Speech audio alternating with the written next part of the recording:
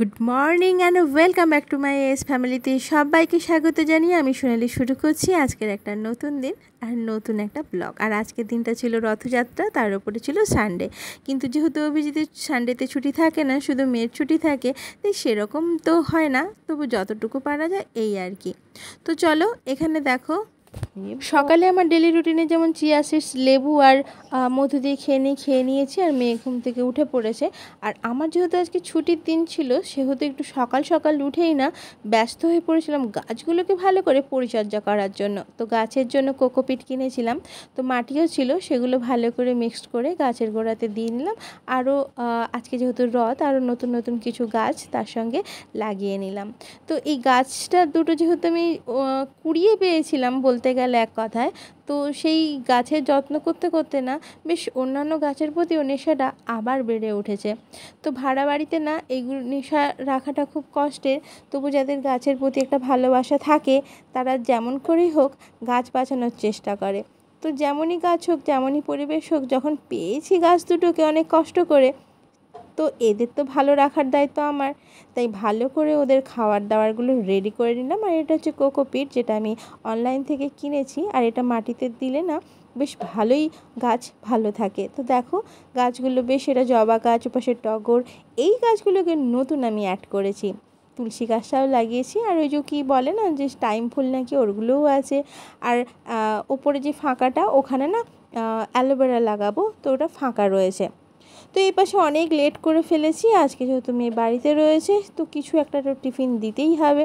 তো ও না এরকম ডিমের মধ্যে ডুবিয়ে ডুবিয়ে পাউরুটি টোস্ট খায় না, কারণ ওগুলো নাকি কাদা কাদা হয়ে যায়, ভালো করে ভাজা হয় না। এই ধরনের ডিম টোস্ট দিলে ওর খুব ভালো, বেশ মচমচে করবে।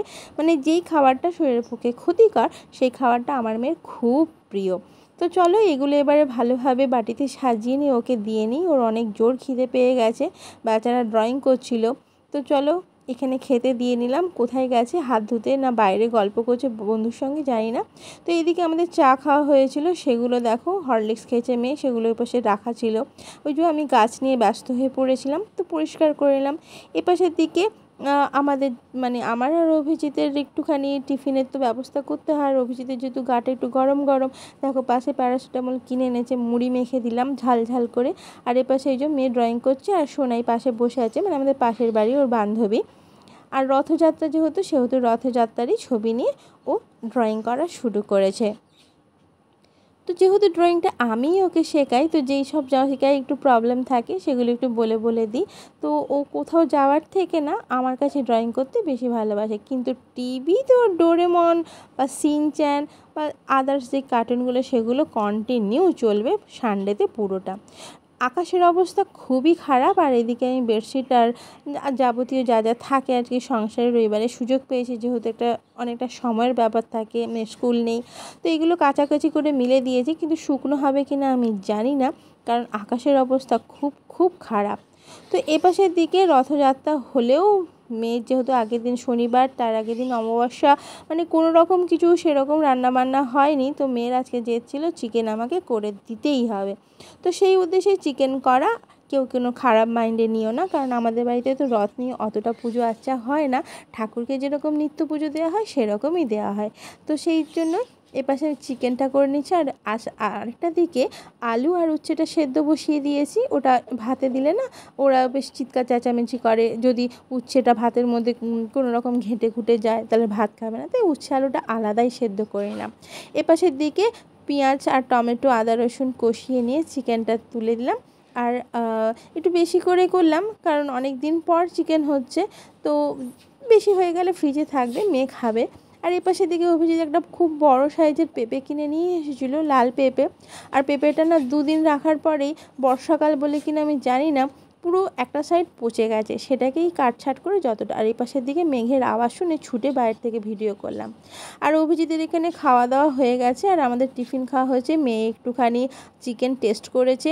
তো অভিজিৎ এখন বেরোচ্ছে, আমি বলেছি তাড়াতাড়ি বেরো, প্রচণ্ড বাজ পড়ছে। তার মধ্যে মেয়ে টিভি দেখছে, আর আমার ঘরের সমস্ত কিছু তুলে মিলে দিয়েছি।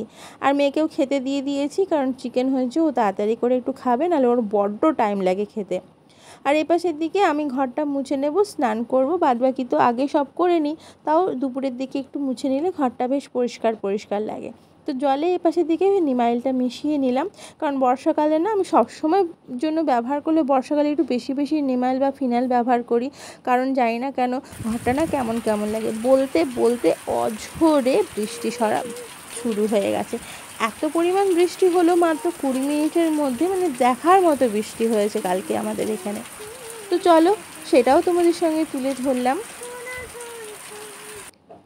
আর এই পাশে যাই হোক বৃষ্টি থেমে তো গিয়েছিল বিকেলের দিকে, তো বাচ্চা কাচ্চা সবাই মিলে বেরিয়ে পড়েছে রথের দিকে। আশেপাশে আমাদের সেরকম বড় রথ না হলেও বাচ্চা কাচ্চার এই আনন্দটা এখন এখানে চলে। ওরা রথ সাজিয়ে গুজিয়ে বেশ ভালোভাবেই করে। আমার মেয়ের রথ যেহেতু নেই, বেচারার মনটা খারাপ, কারণ ওর রথটা না মামা বাড়িতে রয়েছে।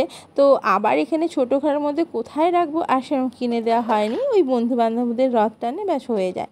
তো বেশ ভালোই রথের ছবিগুলো নিলাম, খুবই যে যেরকম পেরেছে রথকে সাজিয়েছে।